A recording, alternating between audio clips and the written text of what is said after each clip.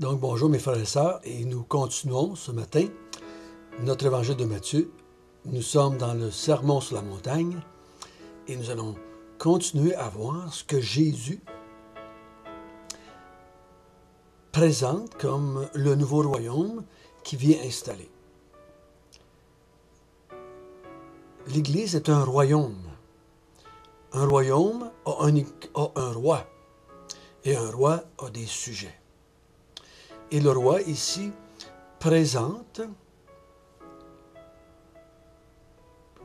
comment le royaume va être, qu'est-ce que les gens vont faire, comment les gens vont vivre dans ce royaume-là. Donc nous allons commencer, si vous voulez bien, par la prière. Notre Père du ciel, nous sommes heureux et contents d'être dans un royaume, d'avoir un roi parfait qui va établir un royaume parfait.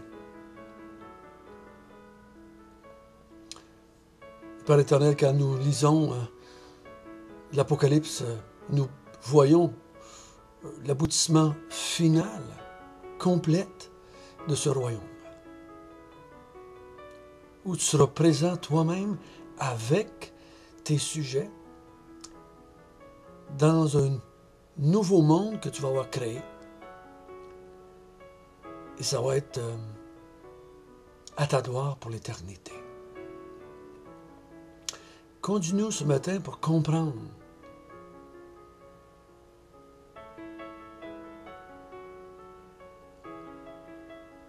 comment nous devons voir la loi dans le nouveau royaume, de saisir la relation de la loi dans le nouveau royaume. Guide-nous, Seigneur, par ton Esprit Saint. Amen. Nous avons vu hier que dans le royaume, tout se fait pour la gloire de Dieu. Tout se fait pour la gloire de Dieu. Donc, dans le royaume, les gens sont le sel de la terre. Dans le royaume, les gens sont la lumière du monde. Et ils font leur vie et leurs œuvres afin de glorifier le Père. Et afin que les gens qui les entourent glorifient le Père. Ce matin, nous allons voir comment Jésus s'engeance avec la loi. Pour les Juifs, la loi, c'était la chose la plus importante. Et ils croyaient que la mise en pratique de la loi était pour les faire rentrer dans le royaume. Jésus leur parle ce matin et va les surprendre.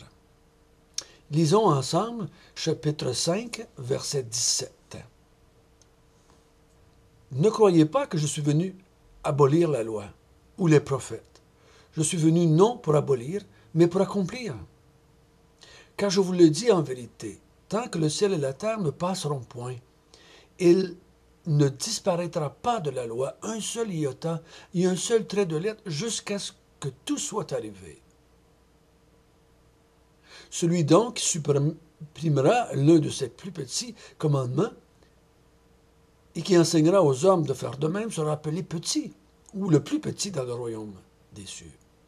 Mais celui qui les observera et qui enseignera à les observer, celui-là sera appelé grand dans le royaume des cieux. Car je vous le dis, si votre justice ne surpasse pas celle des scribes et des pharisiens, vous n'entrerez point dans le royaume des cieux.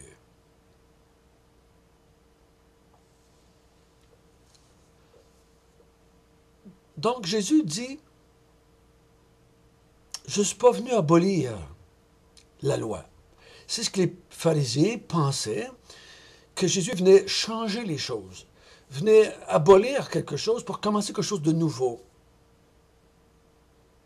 Il dit non, non, je ne suis pas venu abolir, mais accomplir la loi. Que veut-il dire par là? Ben, on pourrait vouloir dire qu'il a accompli tous les commandements de la loi. Il a mis en pratique la loi de façon parfaite dans tout ce que Dieu avait demandé à son peuple. Il ne l'a pas juste fait, il l'a bien fait et toute son âme, tout son cœur, toute sa pensée était bien en ligne avec ce que Dieu avait dit. On pourrait vouloir dire aussi, ou ça peut comprendre ce qu'il lui a dit, la loi était là et elle condamnait le pécheur. Tous ceux qui essayaient de mettre en pratique la loi s'apercevaient bien qu'ils manquaient à la loi. Ils ne réussissaient pas à la mettre en pratique parfaitement. Et la loi, à cause de ça, les condamnait. Et Dieu avait dit dans l'Ancien Testament, si tu mets en pratique la loi, tu vivras. Mais si tu ne la mets pas en pratique, tu mourras. Donc, Jésus est venu accomplir cela aussi. Il va accomplir la loi parce qu'il va accomplir ce que la loi exige, que le pécheur meure, à cause qu'il ne réussit pas à mettre la loi parfaitement en pratique. Donc, lui va se substituer au pécheur et il va mourir pour les pécheurs. Donc, il va accomplir dans ce sens la loi. Il va accomplir aussi la loi et les prophètes, comme il dit, parce qu'il va accomplir les prophéties que les prophètes ont faites par rapport au Messie. Donc Jésus ne vient pas terminer quelque chose, mais il vient accomplir quelque chose. Il va mettre en pratique la loi d'une façon parfaite, comme Dieu voulait qu'elle s'accomplisse. Il va accomplir les prophéties, toutes les prophéties qui ont été faites par Dieu, par les prophètes. Ensuite, il dit au verset 18, « Car je vous dis la vérité, tant que le ciel et la terre ne passeront point, tout ce qui a été écrit dans la loi et les prophètes, il n'y a rien qui va disparaître, il n'y a rien qui va être enlevé, jusqu'à ce que tout soit arrivé. » Il faut comprendre, frères et sœurs, que la loi, telle que Dieu l'avait donnée, enlignait les gens vers la venue du Messie. La loi n'était pas quelque chose en soi. C'est pour ça que Paul va dire que la loi était un pédagogue, un professeur qui voulait nous faire comprendre la venue du Messie, le bien fondé de Messie, le besoin d'un Messie pour le peuple de Dieu. Ce que les Juifs ont fait, ce que les religions font, c'est qu'ils se sont arrêtés à la loi, puis essaient de mettre la loi en pratique pour faire partie du royaume de Dieu. Non, Jésus va accomplir la loi afin que le royaume des cieux s'accomplisse, arrive, se mette en place. Donc, cette loi-là doit tout être accomplie. Dit tout doit être arrivé. Donc, ce n'est pas nous, les humains, qui vont faire ça. Nous ne sommes pas capables. Même ceux qui sont dans leur royaume ne sont pas capables de mettre en pratique toute cette loi-là. Donc, ce que Jésus est en train de dire ici, moi, je suis venu, non pas pour abolir, mais pour accomplir tout ce qui a été dit. Je vais accomplir tout ce que Dieu a demandé.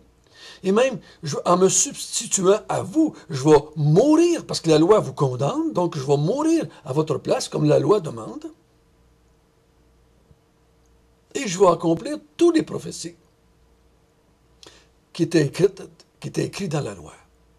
Donc, il dit au verset 19, « Donc, celui qui supprimera l'un des plus petits commandements et qui enseigne les hommes à faire de même, va être le plus petit dans le royaume des cieux. Celui qui enseigne à les mettre en pratique. Celui qui les observe lui-même et qui enseigne à les mettre en pratique la loi, hein, ben, il va être appelé le plus grand dans le royaume des cieux. Et là, c'est pas tout le monde qui comprend ça de la même façon ici. Là, on pense, il y en a qui appliquent ça aux croyants, le chrétien qui est dans le royaume des cieux, qui essaie de qui met en pratique la parole de Dieu et qui enseigne les autres à faire de même, ben il va être plus grand dans le royaume des cieux. Il va avoir une récompense plus grande que les autres. Celui qui n'observe pas la parole de Dieu et qui enseigne les autres à ne pas l'observer, ben il va être dans le royaume, mais à une place moins belle, moins grande. Il va avoir une moins grande récompense. Je ne crois pas que le texte parle de ça ici. Parce que on est obligé de continuer le même principe. Jésus est en train de parler à des gens qui ne sont pas encore dans le royaume des cieux. Ils ne sont pas encore entrés dans le royaume des cieux. Donc, Jésus, il dit, lui, je viens accomplir la loi, je vais tout l'accomplir, tout ce que la loi disait dans tout moins de petits points, moins de petits accents, moins de petites virgules, moi je vais tout accomplir ça. Jusque la terre ne va pas passer avant que j'aille terminer, que ce soit tout fait. Donc ce n'est pas les hommes dont on parle ici, je crois. Celui qui va enseigner, qui va changer la loi, qui va transformer la loi, qui va faire abstraction de certaines iotas de la loi.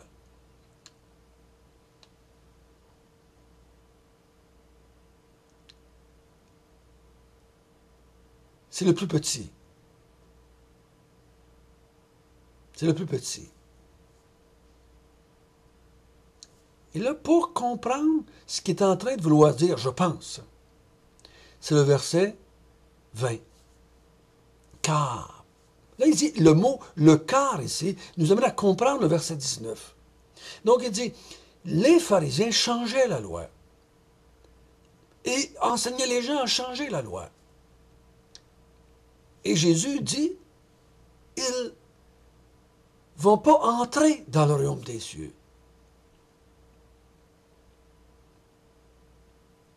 Si moi, je change la loi, si j'enseigne les gens à ne pas observer un seul de ces petits, comme faisaient les pharisiens, il dit, vous ne rentrerez pas dans le royaume des cieux. Donc, on est obligé de comprendre que le verset 19 ne parle pas des croyants qui sont déjà dans le royaume des cieux, mais des gens qui sont là, qui veulent changer ce que Dieu, parce que le royaume des cieux, vous comprenez ce que c'est, le royaume des cieux, c'est pas une place, c'est une façon d'être, une façon de vivre, c'est que tu vis ta vie sous la direction du roi. Si moi je veux changer quelque chose à ça, je vais être comme les pharisiens et j'entrerai pas dans le royaume des cieux. J'entre pas. Donc, si je suis assis dans la foule, là, et que je pense à ce que Jésus est en train de dire, qu'est-ce que je vois, qu'est-ce que je pense? Pense pas comme le chrétien assis dans un banc d'église le dimanche matin, là. Pense comme quelqu'un qui est assis dans la foule sur le mont des Béatitudes. Lui, son rêve, sa façon de vivre, c'est qu'il prend l'interprétation des scribes et des pharisiens qui interprètent pour eux la loi et qui sont des champions de la mise en pratique de la loi. Jésus dit, si votre justice ne surpasse pas celle de ces gens-là, vous n'entrerez pas dans le royaume des cieux. Il me semble que moi, la compréhension, c'est, mais qui va pouvoir y rentrer? Qui va pouvoir y rentrer? Si les pharisiens et les scribes ne rentrent pas, qui va pouvoir y rentrer? C'est eux les champions de leur époque. C'est eux qui interprétaient la loi. Il dit, si les Juifs et les pharisiens interprètent mal la loi, changent la loi, enlèvent les petits commandements de la loi, ils ne rentreront pas dans le royaume des cieux. Donc, si moi, je suis les pharisiens, je mets en pratique les choses comme les pharisiens mettaient en pratique, si j'écoute leur enseignement, j'entrerai pas moi non plus dans le royaume des cieux.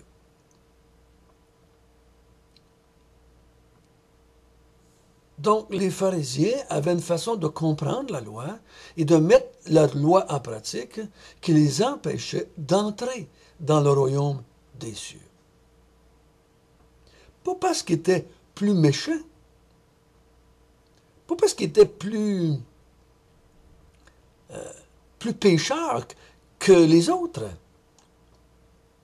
C'est parce que leur compréhension de la loi et leur mise en pratique de la loi les empêchait de se tourner vers le Messie. Il ne faut pas les voir les pharisiens et les juifs comme étant, les scribes comme étant les gros méchants de la société. Mais non, ils étaient des gens bien ordinaires, puis peut-être même ils auraient été meilleurs que bien d'autres dans leur façon de vivre, entre guillemets.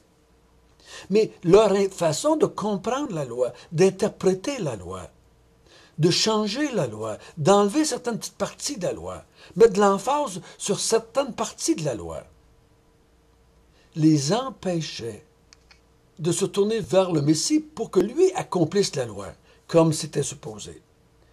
Est-ce que vous me suivez là, dans mon raisonnement? La loi était là, donnée par Dieu et les prophètes.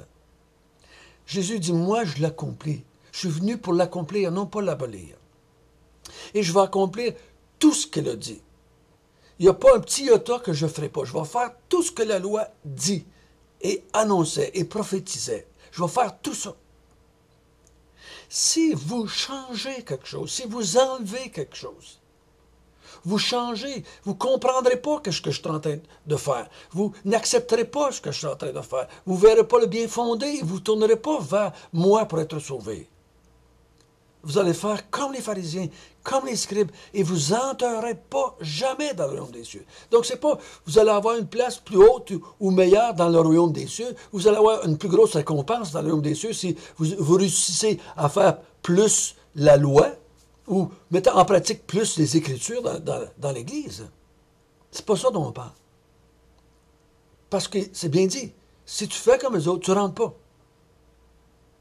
Et je ne crois pas ici qu'il faut faire ce lien en pensant que Jésus est en train de dire aux chrétiens, là, plus tu vas la mettre en pratique, plus tu vas être grand.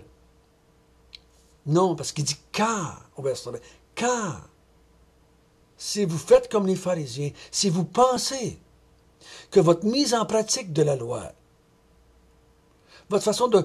Vous n'êtes pas dans le royaume, vous ne rentrerez pas dans le royaume. Si je pense que c'est moi qui vais faire ça, je me trompe. Jésus est en train de parler comment faire pour entrer dans le royaume. Et non pas comment avoir une plus belle place dans le royaume. Donc, quand vous lisez l'Ancien Testament, quand nous, on lit l'Ancien Testament, nous devons voir, non pas je vais mettre ça en pratique pour pouvoir entrer dans le royaume des cieux, dans le sens de la loi, mais je vais essayer de comprendre la loi, voir que la loi me préparait à la venue du roi, la venue du Messie roi, et que lui va mettre ça en pratique, et lui va me permettre d'entrer dans le royaume des cieux. Ne soyons pas comme les scribes et les pharisiens. Et on va voir demain, Jésus va continuer à leur expliquer comment les pharisiens comprenaient la mise en pratique et comment Jésus comprend la mise en pratique dans le nouveau royaume qu'il lui tentait d'établir. Notre Père du ciel, béni sois-tu. Béni sois-tu que tu as envoyé le Messie, tu as envoyé ton roi pour qu'il puisse accomplir la loi et les prophètes. Parce que la façon que les pharisiens comprenaient, ça l'empêchait les gens d'entrer dans le royaume des cieux. Ça les empêchait eux d'entrer et ça empêchait ceux qui suivaient et qui comprenaient la mise en pratique de la loi comme eux d'entrer. Nous devons comprendre la loi comme toi tu l'as vue. Non pas que nous, on doit l'accomplir pour entrer dans le royaume des cieux, mais qu'on doit croire que toi, tu l'as accompli pour qu'on puisse y entrer. Merci, Seigneur, de nous enlever ce fardeau. Merci de nous envoyer cette pression cette impossibilité. C'est ce que Pierre a dit. Ne mettons pas sur eux un fardeau qu'on n'est pas été capable de porter nous-mêmes. Donc, Seigneur, merci que tu nous as libérés de ce joug que nous étions incapables de porter, en le portant toi-même pour nous. Gloire à toi, Seigneur. Amen.